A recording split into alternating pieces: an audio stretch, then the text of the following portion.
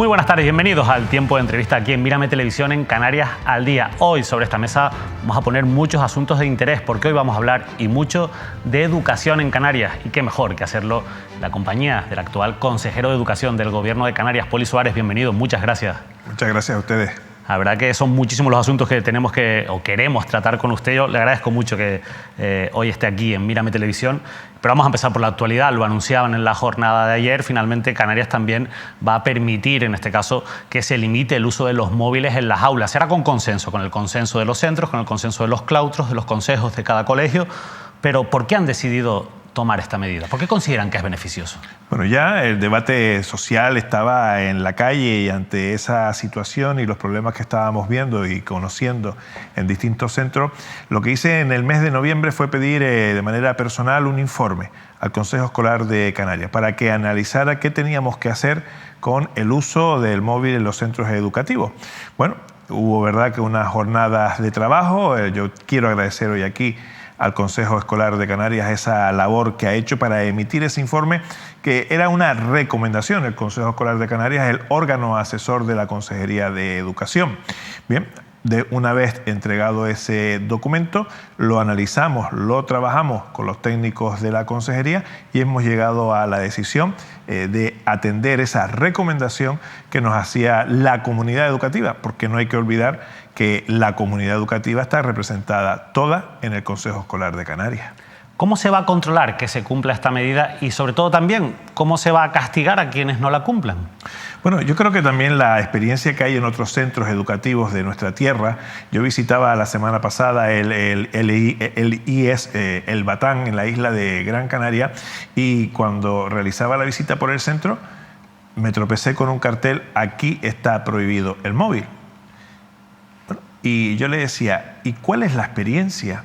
Y me decía, mira, es verdad que al principio temíamos un poco a la reacción de las familias y demás, pero tenemos que decir que las familias apoyaron desde el minuto uno la decisión y nosotros aquí estamos encantados de no permitir el uso del móvil en el centro. Y se nota además desde que existe esa prohibición en ese centro. Bueno, nosotros lo que hemos querido hacer es trasladar, y lo que vamos a seguir también haciendo a lo largo de estos días, es informar a los centros educativos. Ya hemos remitido el borrador de esa resolución para que vayan conociendo y a partir de ahora también, pues lógicamente, formar también o informar ambas cosas a la comunidad educativa, concretamente al personal docente. Yo creo que todo es empezar, todo es ponerse, y a medida que se vaya avanzando podemos comprobar si el funcionamiento de las normas que nosotros establecimos funciona, y si hay que modificar alguna porque no funciona, lógicamente estamos a tiempo. Quiero decir, hoy se ha reunido también la mesa, una reunión informal del Ministerio de Educación con las comunidades autónomas, donde el Ministerio quería trasladarnos que fuese una norma estatal. El Ministerio no tiene esa competencia, somos las comunidades autónomas las que tenemos que regular el uso, y por lo tanto nosotros lo que estamos poniendo en marcha es esa medida que ya se ha tomado en otras comunidades autónomas. Canarias va no muy tarde, pero tampoco va muy rápido. Lo cierto es que ya había centros que estaban aplicando esa medida, como bien dice usted. Yo no sé qué cambia en la práctica, pero yo le quiero insistir en la pregunta. Es decir, van a ser, entiendo que los propios colegios los que tengan que aplicarle y por tanto los que tengan que controlar ese uso, y entiendo que también, bueno, pues de alguna manera, pues castigar a quienes no lo cumplan. ¿Esto cómo se va a hacer? Es que no termino de saber cómo lo van a hacer. Al llegar al centro, el alumno o la alumna tiene que apagar el móvil. Lo podrá guardar en su mochila. El uso del móvil. Serán los propios maestros quienes controlen esta situación. En las aulas, pero como controlan otras actitudes, claro, otras acciones, y así es que es una cosa que al final tenemos que normalizar. Cuando usted entra al centro, sabe ya que no puede tener el móvil encendido.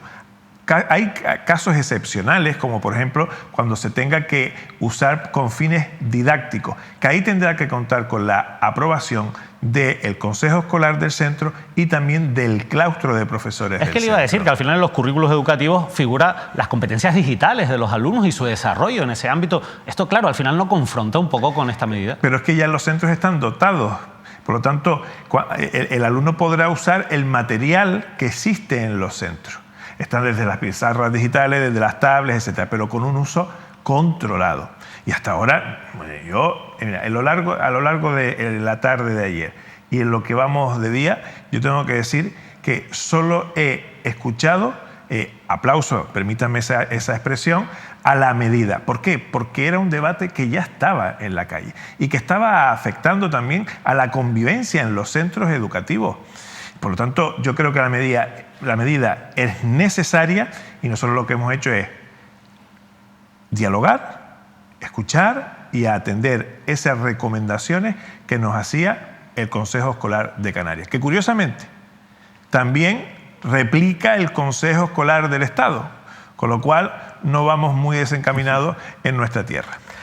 Hay un asunto que ha generado polémica también en los últimos días a raíz de una denuncia de un centro escolar de Tenerife en el Diputado del Común, en donde se llega a afirmar que existen problemas de salud mental en los centros educativos, incluso se llega a generalizar esa situación, algo que usted ha negado, que no existe esa emergencia de salud mental generalizada, como un poco se viene a decir por la denuncia de este centro, y su reacción a su vez ha sido criticada por algún sindicato, como por ejemplo el STEC Intersindical Canaria. Me gustaría que explicase la posición de la Consejería ante esta situación.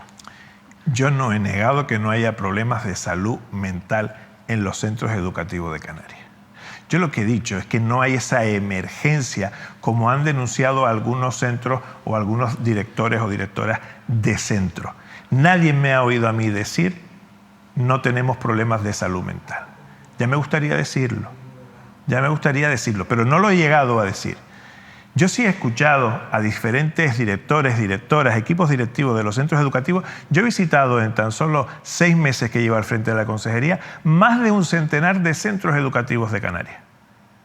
No ha habido ningún consejero, y eso me lo trasladan desde la propia Consejería, que haya visitado tantos centros en tan pocos meses. Y yo voy a escuchar. ¿Y es verdad que existen problemas de salud mental? Claro que sí. ¿Y es verdad que la Consejería está actuando? Claro que sí, ahí en aquellos casos que los centros directivos, que los centros educativos nos trasladan, la Consejería está. Ahora, el problema de salud mental no es un problema que tenga que solo actuar la Consejería de Educación, es un problema también de la Consejería de Sanidad. Y también sé que la consejera de Sanidad está trabajando y estamos yendo de la mano las dos consejerías para poner en marcha herramientas. Pero nosotros, ¿qué hemos estado haciendo desde la Consejería de Sanidad? Atendiendo esos casos que nos son comunicados. Claro, al final ustedes actúan una vez que conocen los casos y quizás lo que se está intentando proponer es que haya una materia también preventiva. Por ejemplo, ¿por qué no hay más psicólogos profesionales sanitarios en ese sentido en los centros educativos? Bueno, es que está, vamos a ver, la falta de personal es una realidad. Yo no voy a ocultar esas necesidades que tiene la Consejería y tampoco voy a ocultar ni a negar las ganas que tenemos desde el equipo de la Consejería de implantar pues, la enfermería escolar en todos los centros educativos o por lo menos por comarca, de implantar la figura del psicólogo en los centros. Está el papel y la figura de los orientadores y orientadoras que hay que reforzar, a los que hay que apoyar, pero entenderán también que en 6 meses de gestión me es imposible solucionar lo que ha sido un problema histórico. Por tanto, se están dando todos los pasos para corregir esas deficiencias que tiene el sistema educativo de Canarias y que se están poniendo las herramientas y se está trabajando. Mire, hay algo que es muy importante, es el escuchar. ¿Sabe qué ha hecho esta consejería? Por primera vez en la historia de Canarias, ir también a las islas a reunirse con todos los directores y directoras de los centros para escuchar cuáles son sus demandas.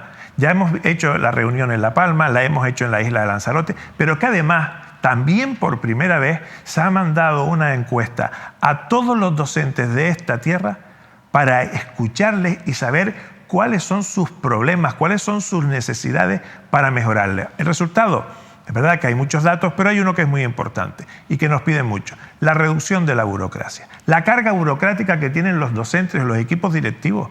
Y estamos trabajando ya en la elaboración para ir eliminando esa burocracia, esa carga burocrática que tienen los centros. Por tanto, hay muchas necesidades. Hay muchas necesidades. Y fíjese, una que al final se planteaba por una promesa del anterior gobierno, que era la creación de 1.196 plazas en 65 centros de Canarias de 2 a 3 años, ustedes se encontraron con la imposibilidad de llevar a cabo esa implantación, insisto, prometida por el anterior gobierno, y lo que han hecho en estos 6 meses, que usted decía que, bueno, al final son solo 6 meses, pero, por ejemplo, han conseguido que en 31 aulas ya de 2 a 3 años haya 558 plazas, corríjame si es alguna más, este es el último dato que yo encontraba durante el mes de enero, 558 plazas en 31 aulas, que es pues, prácticamente la mitad de lo que había prometido el anterior gobierno, a pesar de que ustedes se encontraron con el problema de la falta de infraestructuras adecuadas para poner en marcha esa medida. ¿Cuál es la perspectiva para el próximo curso? Bueno, y además ahora ponemos en marcha en el mes de febrero 2 nuevas aulas. Tenemos un retraso, porque todo hay que decirlo. De hecho, hoy he firmado una resolución, una prórroga, una autorización de prórroga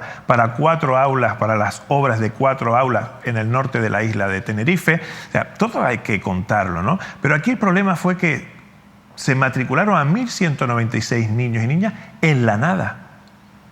Y eso ha sido un fraude que cometió el anterior gobierno y que hemos tenido nosotros, que bueno, lógicamente las gerencias a veces son buenas y a veces son malas. Esta fue mala y por lo tanto hemos tenido que actuar de manera rapidísima. ¿Saben?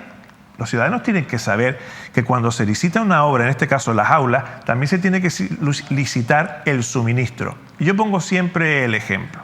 Cuando compramos una casa queremos habitarla, pero para habitarla necesitamos un baño, necesitamos el colchón para poder dormir, a no ser que queramos dormir en el suelo. Pues ni siquiera habían licitado el suministro de estas aulas. Bien, el futuro de las aulas de 2-3 años en nuestra tierra.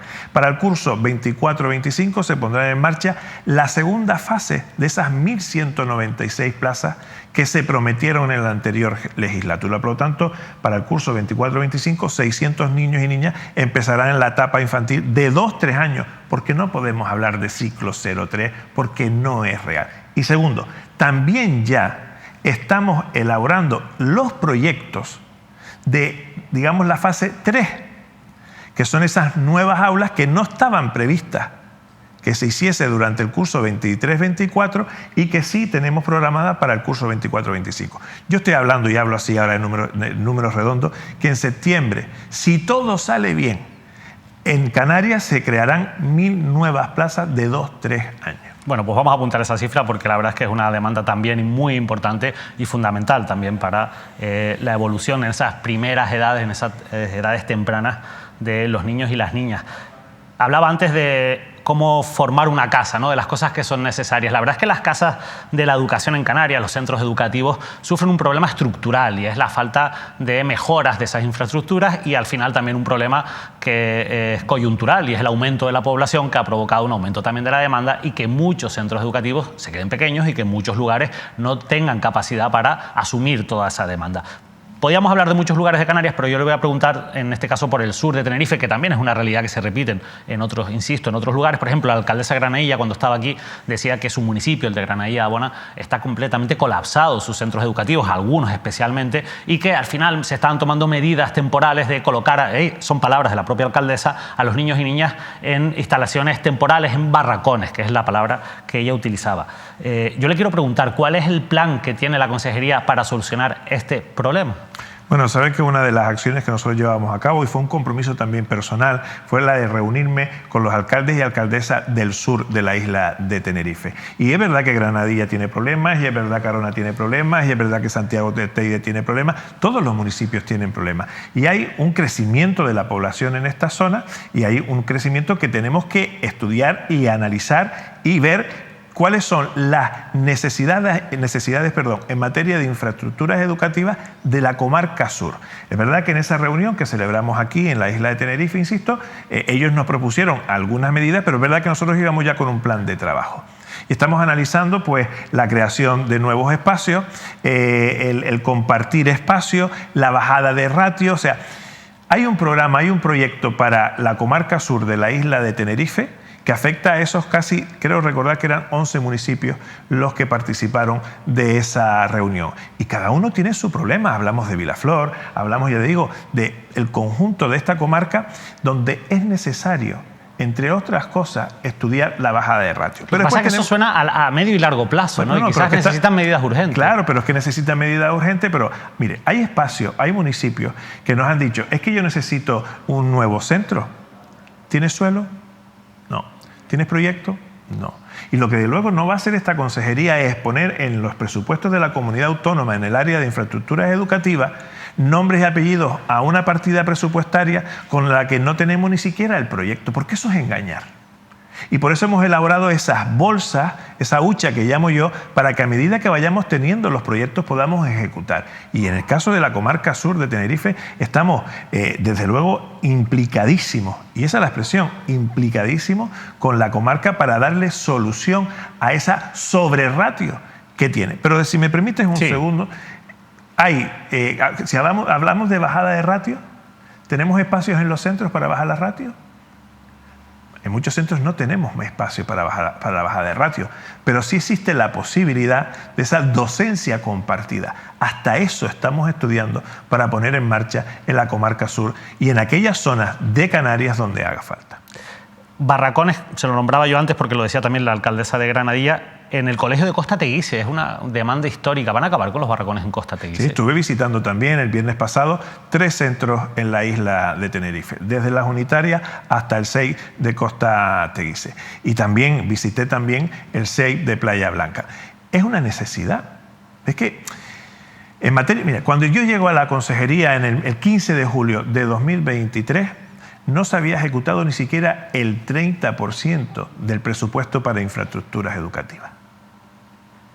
Habían nombres y apellidos en los presupuestos que, como te decía con anterioridad, ni siquiera tenían el suelo para poder iniciar la redacción del proyecto. Por lo tanto, lo que estamos dándole a través de la Dirección General de Infraestructura es orden, prioridades, y es verdad. Costa Teguise es una prioridad, también estamos hablando de lo que es, tuvimos un problema, y ustedes lo saben, además, en los abrigos. Y hemos tenido que trasladar a los niños y niñas del SEI Los Abrigos a los barracones. Y ya hoy hemos tenido que firmar una modificación del proyecto que ya se está ejecutando la obra del SEI Los Abrigos. Hemos tenido que firmar una modificación del proyecto porque hemos descubierto que hay más pilares donde hace falta actuar. Por lo Ahí tanto, no quedaba otra que actuar, ¿no? Y se actuó de manera rápida. Y tengo que dar las gracias a la alcaldesa de Arona y también a la alcaldesa de Granadilla. Pero ellas también son conscientes de que desde la consejería actuamos desde el minuto 1. ¿En Costa Teguise se le puede dar alguna fecha aproximada? No, yo no voy a dar fecha. No saben que no soy persona de dar fecha porque me puedo equivocar. Y los plazos a veces, porque las normas, yo cuando hablábamos de las aulas de 2-3 años, yo pretendo que en abrir en septiembre hasta 1000 plazas para el curso 24-25. Pero de esas 1000 plazas seguramente me encontraré con que algunas no se puedan poner en marcha, porque tenemos problemas con la empresa. El ejemplo claro que puse también de que en el norte de Tenerife, de esa fase 2A, tenemos problemas con la empresa porque no ha ejecutado, porque ha pedido prórroga y porque está bajo la ley darle la prórroga. Yo no me puedo saltar la norma. Y por lo tanto vamos a tardar en abrir esas 4 aulas en el norte de Tenerife porque la empresa ha tenido problemas de suministro de material, etcétera, etcétera. Hablar de plazos me parecería una falta de respeto. Sí que ha hablado de presupuestos, al final estamos hablando de inversión. Hablaba usted y criticaba lógicamente esa baja ejecución presupuestaria del anterior gobierno, pero también es verdad que a usted le gustaría, supongo, tener más dinero en su consejería. Lo digo porque una vez más el presupuesto de Canarias vuelve a incumplir la Ley Canaria de Educación, que plantea la necesidad de alcanzar la inversión educativa en torno al Producto Interior Bruto de la comunidad autónoma. ¿A usted esto no le molesta, que no se cumpla esta ley? Que a usted le vendría también. Pero es que no se ha cumplido, es que lleva 10 años sin cumplirse. Lleva 10 años sin cumplirse. Bueno, pero ahora gobiernan ustedes. Pero claro, y por eso es nuestra responsabilidad. Pero nosotros hemos incrementado. Del 4,63 estamos en el 4,82 en este presupuesto. Pero es que la pasada legislatura, yo cuando oigo al resto de compañeros de otras siglas políticas decir que no llegamos al 5%, y que es por culpa de nosotros, yo le digo, con más dinero que nunca, como ellos decían, era su eslogan, más dinero que nunca para Canarias, no fueron capaces de llegar al 5%. Yo claro que quiero llegar al 5%, es más, me encantaría superar el 5%. Pero para tener el 5% tenemos que ejecutar también. Y aquí el problema es que no ha habido una buena gestión de los recursos en materia de educación. Y por lo tanto, ¿para qué queremos más dinero si no sabemos ejecutar, si no los ejecutamos. Es necesario saber ejecutar los recursos que tiene la consejería. Y yo estoy convencido que a lo largo de esta legislatura podremos llegar al 5%. Pero también lo digo, nunca me he escondido ni con la plataforma del 5%, ni con los grupos parlamentarios, ni con los sindicatos para decir que en este presupuesto de 2024 no íbamos a llegar al 5%. A nadie le cogió de sorpresa porque siempre he ido de frente. Hablando de plataformas, por ejemplo, la plataforma de atención temprana de Canarias denuncia que la ley de atención temprana tampoco se está cumpliendo, que no están todas las unidades que marca la ley operativas y que incluso las que están no funcionan como establece la ley. ¿Qué le puede decir usted a esta plataforma? Bueno, la plataforma, en las reuniones que hemos mantenido, nos han trasladado su satisfacción del trabajo que está llevando la parte de la Consejería de Educación, porque estos son tres patas. Hablamos de bienestar social, hablamos de sanidad y hablamos de educación. Y hasta ahora yo le pongo un ejemplo de los cumplimientos de este consejero y de todo su equipo, de que la cuota de comedores que estaban pagando se ha quedado en cuota cero, ya no pagan esa cuota. Y eso fue una reivindicación de esa plataforma y además un compromiso, insisto, de este que le habla y de todo su equipo, de el 1 de enero ponerla, que entrara en vigor esa medida que desde la consejería hemos tomado de estos niños y niñas no tengan que pagar su cuota de comedor, porque es una actividad más para ellos. ¿Pagamos por recibir matemáticas? ¿Pagamos por recibir lengua o inglés? No. Para estos niños y niñas, el poder desenvolverse, el poder ser independientes también a la hora de comer, es una actividad, está dentro de su currículum y por lo tanto era una injusticia tremenda que estos niños tuvieran que pagar esa cuota de comedor. Y desde el 1 de enero, y gracias a esta consejería, han dejado de pagar. Y fue un compromiso, es una reivindicación y vamos a seguir trabajando. Ahora también digo, desde la Consejería de Sanidad se está trabajando ya en esa reunión de coordinación, ya tuvimos una con el presidente del gobierno, con Fernando Clavijo, para que ellos expusieran las necesidades y cómo estaba esa ley, el desarrollo de esa ley. Bueno, ya insisto, yo en las reuniones que he tenido, en las que he participado con la plataforma, hasta ahora la parte de educación a los que nos hemos ido comprometiendo se ha cumplido al 100%.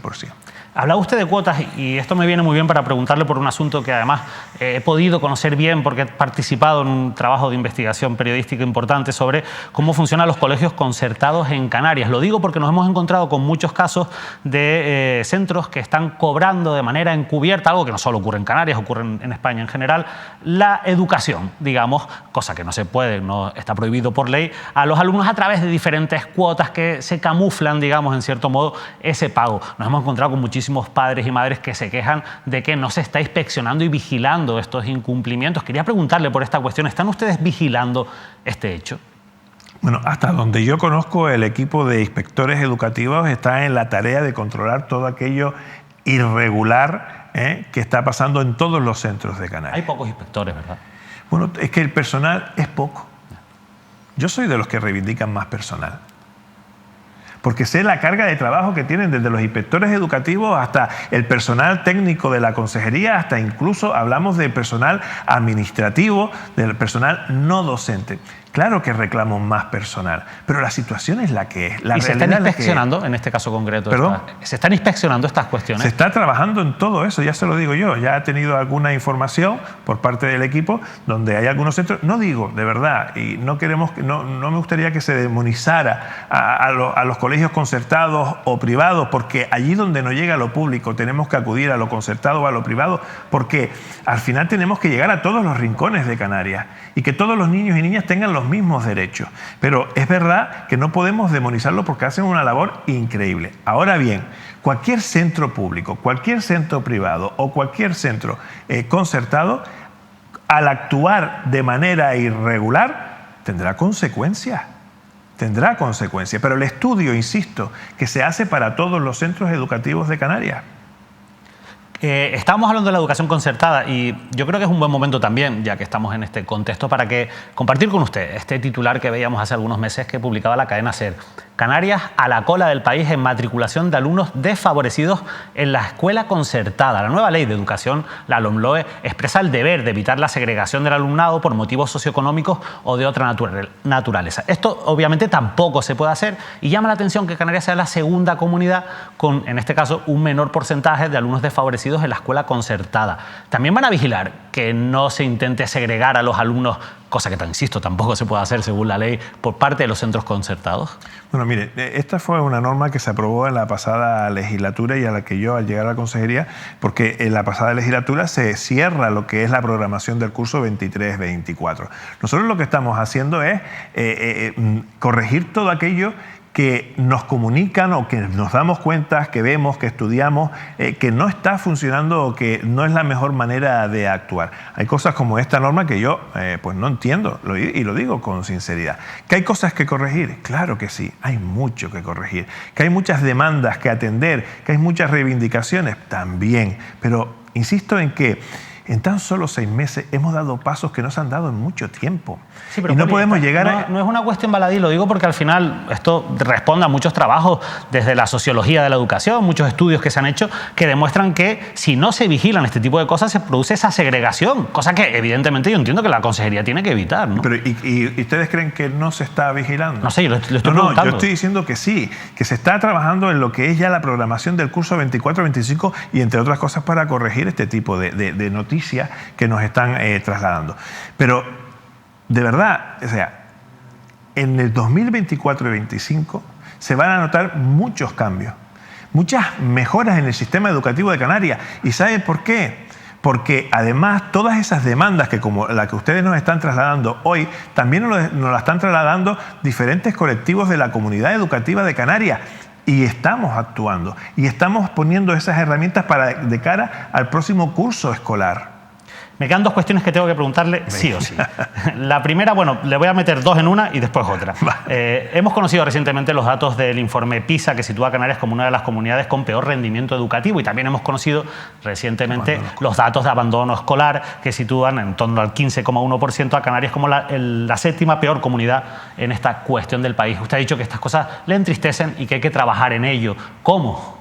Y el que no crea que me entristece, de luego no me conoce. Mire, nosotros en el mes de noviembre ya creamos esa reunión de trabajo con los inspectores educativos, donde ya alertábamos y poníamos en marcha 7 ejes para corregir los datos del informe PISA que salían más tarde, pero nosotros no es que nos adelantáramos, es que estábamos estudiando los datos PISA anteriores. Y ahí pusimos 7 ejes. Estamos hablando de lo que decía con anterioridad, la docencia compartida, ponerla en marcha en aquellos centros donde se pueda, lógicamente. Estamos hablando también de la bajada de ratio. Estamos hablando de la formación del personal docente.